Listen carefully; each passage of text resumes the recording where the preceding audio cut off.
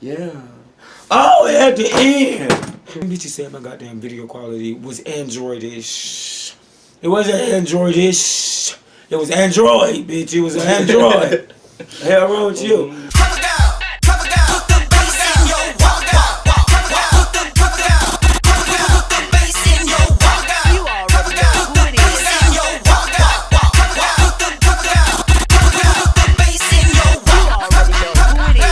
Beautiful people, I am your host with Absolutely. You already know always most Apollo TSH. And I definitely bring the tea. Alright, what's up? Okay, so as you see today, I sound like a nigga. I mean a man. So as you see today, I sound like a man, a whole Teddy Pendergrass. Because I lost my voice. I done cussed too many people out and put too many people out in my apartment. Well, not my apartment, my friend's apartment, which none of your business. Anyways. Let's back up. First of all, if this is your first time to my channel, baby, I love you. And if you love me and want to show that love back, baby, hit that subscribe button right there. And also, if you like this video, baby, hit that big thumbs up right there. So I know that you like my content and I'm not just crazy or just both. Anyway, and also, hit me with them comments, baby. You know I love the feedback. I love the recommendations. But baby, I guarantee you, if you come from me, I will return to sender. Alright, so I'm really excited. So today we have here a friend of mine. Well, I don't do friends. A buddy of mine, Justin. Introduce yourself. Bitch, that's not an introduction. It was for me. But I'm Justin. Oh, okay, there we go. I thought I was going to have to go. Anyways, so here I am back with a second review. Yes, it's actually supposed to be the third, but this is the second one because I started reviewing episode 2 because I really wasn't in episode 1 like that. So, yes, so we actually watched the new Real Life and Philanthropy episode last night. Let's get right into it. So, last night's episode was titled Bankhead versus Buckhead. So, me being on the show, I'm the only one that's actually originally from Atlanta. So, with me being from Atlanta, I'm actually not just from Atlanta, I'm from Zone 1, 30314, Bankhead, boo. So, they had did a play on words with that, and because I guess Malik is supposed to be Buckhead, and of course I would be Bankhead. So let's get right into it. So, what did you think, my friend? What did you think? Like in the beginning of the show, like it first started out with Kwanzaa. Yes, it started out with Kwanzaa, and I like Kwanzaa. Of course, I met her a couple of times because we were on the same show. But I actually like Kwanzaa. She's real. She's to the point. But it was a couple of confusing concepts in this conversation. I know y'all gonna get on my voice, but I don't care. Because you can still hear me and I'm gonna still be heard regardless. Anyway, Kwanzaa. Hey, girl. The episode started off with Kwanzaa meeting her friend Cornelius Brooks. Yeah, they met up for like brunch or what do they call them things? Mimosas. With each other in the morning for a mimosa. Of the day. Nobody asked you about the budget. Anyways, shut up. So Kwanzaa and her friend Cornelius, they're talking. They're first discussing business ventures, and then they're going to talking about dating. I said dating. Dating. I know y'all hear me. Yeah, it's dating. Because I know y'all being funny. Talking about dating. And first of all, I have to say, cameraman, get it together. Get it to freaking together. Like, bitch, you was shaking like a stripper. Like, I'm trying to concentrate on how I'm getting dizzy and shit. I'm like, damn, Kwanzaa, what the fuck? Feeling like a bowl bobblehead over here. Here wrong with you. So, cameraman, get it together. For real. Now, please. Anyway, when they spoke about dating frame, you the one that actually brought this to my attention. A lot of things. Huh? I brought a lot of things. I'm just quiet right now. That's how you do it. So, yes, you have actually brought up a lot of things. When they started talking about dating, Kwanzaa, baby, I love you. You know what? You know I love you because you're a fellow child of God. That was the win. Don't pay no mind. I wish somebody would walk up in here, boo. So, it's the thing that you said about dating. You said it takes 5 years to get to know someone. 5 years to get to know somebody. Bitch, after 5 years, we get married. We're getting married, bitch. And shit, after 2 years, we get married. Shit, my prerogative, not yours, so shut the fuck up. But, and then she said, you date in your 20s. You get to know people in your 30s, and you get married in your 40s. Girl, I'd be damned if I get married in my 40s. Girl, I already said I wanted to be married before 25. And my solar return actually is March 14th, guys. So it's coming up my big 25, according to human years. But yes, my big solar return is coming up. But I ain't got fucking goddamn all that time. 20, that's 20 years. From 20 to 40, bitch, that's 20 years. I ain't gonna be talking and shacking up with nobody for no goddamn 20 years. What do I do? You need to add 5 more to that. This bitch is crazy. 25, you just need to know yourself. 25, shit, bitch, I'm just getting out of prison. The fuck? 25 years. You know, 25 years to life. No ma'am, no ma'am, no eggs, no chicken, no bacon. I ain't got time for that. And Cornelius, I actually like Cornelius. He's team extra because apparently Apollo is extra. But I always tell them, they call me extra, but extra is just more. Tagline. Anyways, so yeah, Cornelius is cool. He's really cool. They were talking about high school. I'm not talking about all the irrelevant shit. Anyways, so blah blah blah blah blah blah. All right, so moving right along, we get to the scene with Gerald, and it seems to be they're having some type of outreach event downtown at Woodruff Park, excuse me. So yeah, they're down there, they're feeding the homeless people or whatever. And I have to say by far, aside from myself, of course, you already know. Aside from myself, Gerald is one of the most entertaining people on this show. Like, girl, yo, high five. He is one of the most entertaining people on the show. Like, that don't make me go like, for real. And other than that, Malik is entertaining as well. But these shades, honey, you know I love you, Malik. You know I love you. You know I love you, you know. But I know why you wearing them shades, bitch. I got you. I know, girl. There's an insider. Please text me if you didn't get it. I don't need no shit. So yeah, so they have the outreach event. It's downtown. A couple of people came or whatever. They fed the homeless. Gerald talks about the homeless people. Blah blah blah. Usual. You can't skip them up now. Girl. He still did that. Who did what? Gerald still did that with the homeless. You gotta speak up. I'm sure the folks don't even hear you. They do. I ain't putting no captions in here. Moving right along from that scene. So we meet up for lunch at Louisiana Bistro, which, by the way, is absolutely delicious. Y'all better cash out me for promoting y'all on shit. So yeah, we meet up for dinner. I remember this day like it was like 2 weeks ago. Yeah, so we meet up at the bistro place, and child, oh my gosh, like when I tell you, as soon as I walked into the room, it's like a whole, it was like, you never walked into a room of a group of people that just been talking on you, been talking about you, and you happen to just walk right in as they're talking about you, and everybody just awkwardly.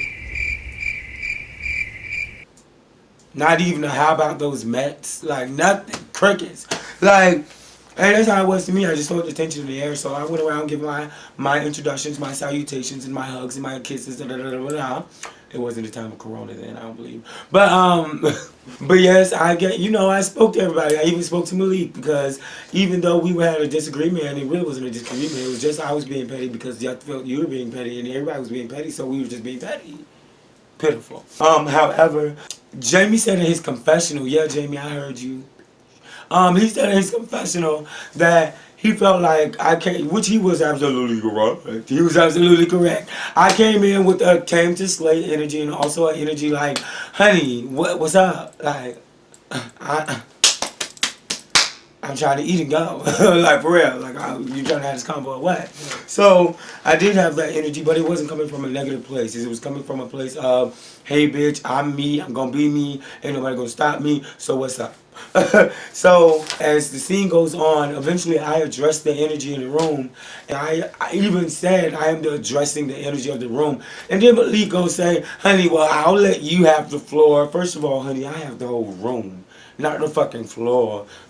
Not the floor. I have the whole room, sweetheart. Like, don't do that because that was why I was in the middle of my development as a person, and I'm still developing as a person. And chime in whenever you want to. Okay. Thank you, Jesus. It's just that I was so not Apollo with the shit. Like, I'm gonna subscribe. But I was so not with this shit, like, that day. I just really wasn't in the drama mood, okay? Like, I wasn't in the drama mood. So, of course, Gerald. But Gerald, he chimes in, of course, and I always refer to Gerald as the narrator of the show. Gerald always tries to control the conversation and always tries to direct the line or the storyline or the script on what we're not scripted, by the way. We're not scripted. We're not scripted.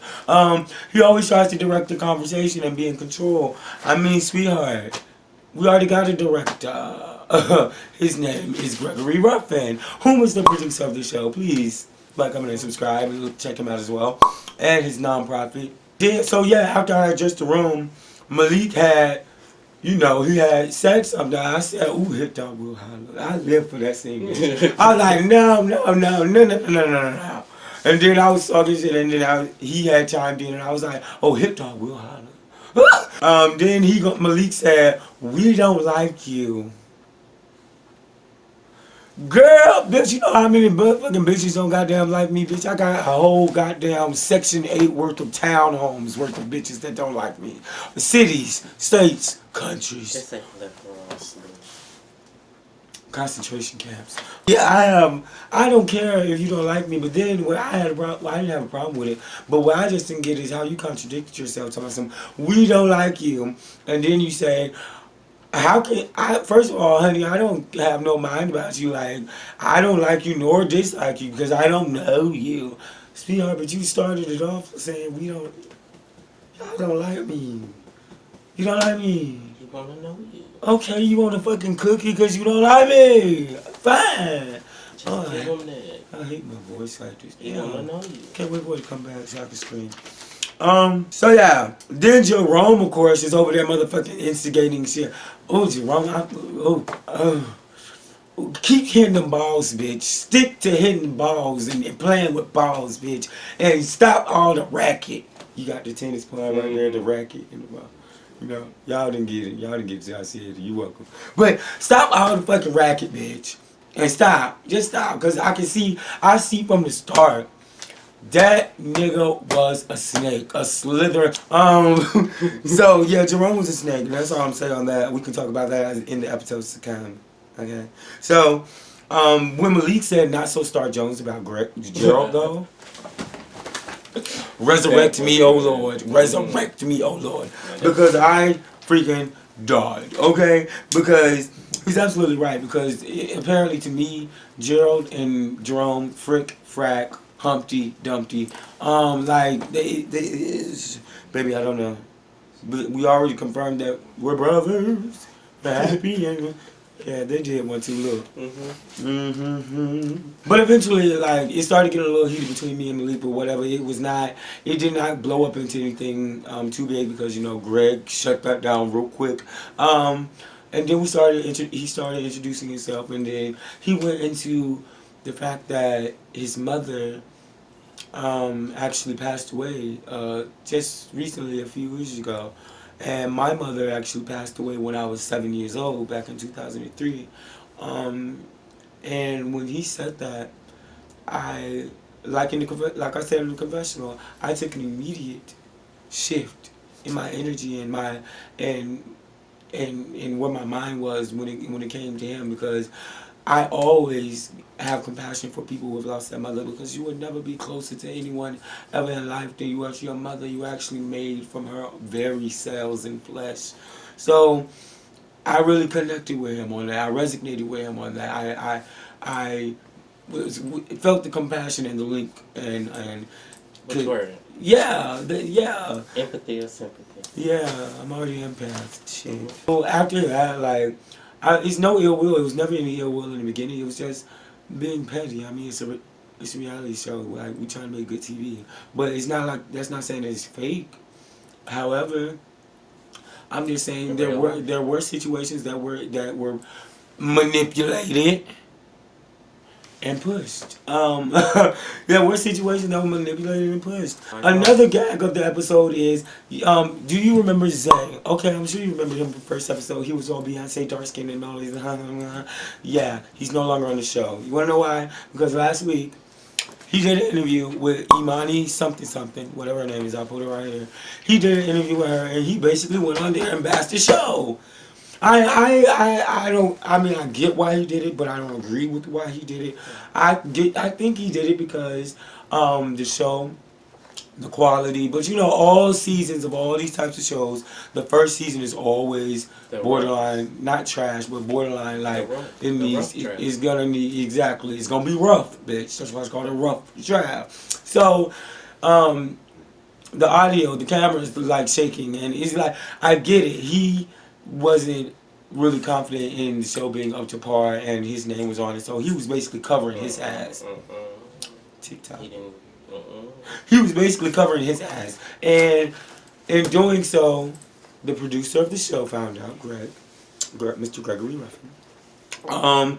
He found out, and he was absolutely like, script her from the scenes.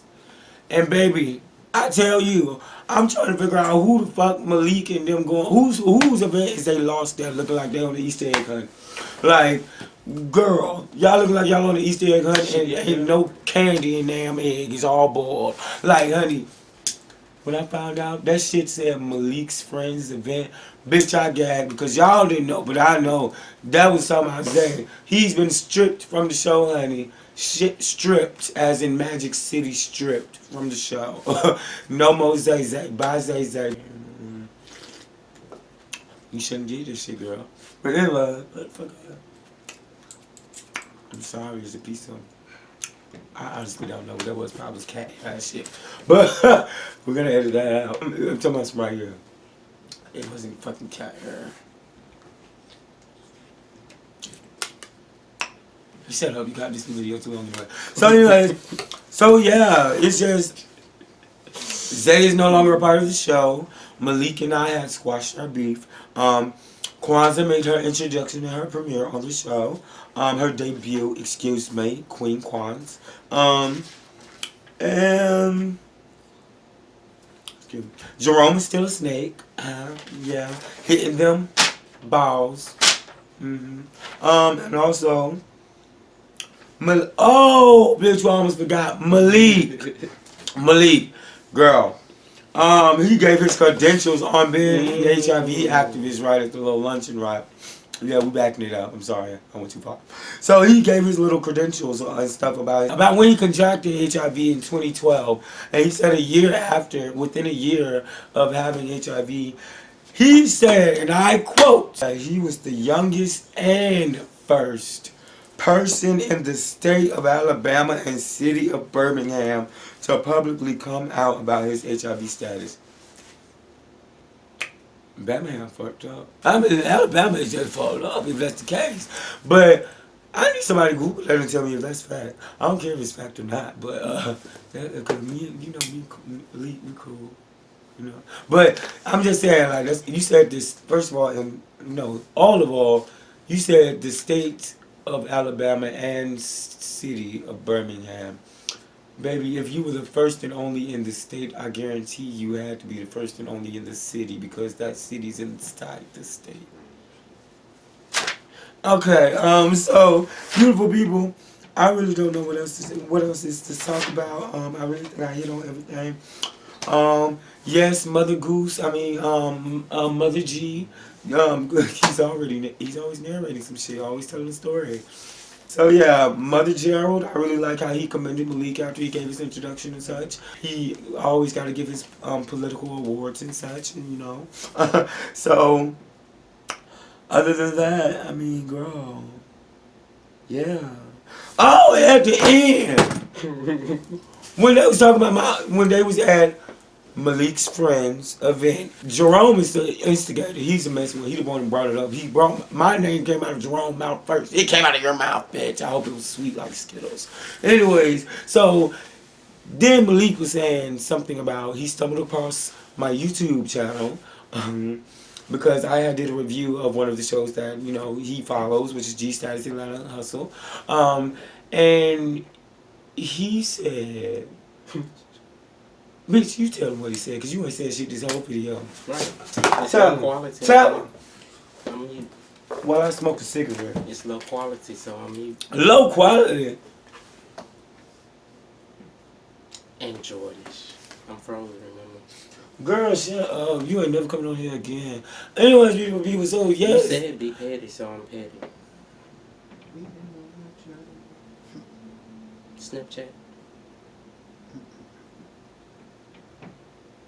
Anyways, beautiful people. Bitch, you said my goddamn video quality was Androidish. It wasn't Androidish. It was Android, bitch. It was Android.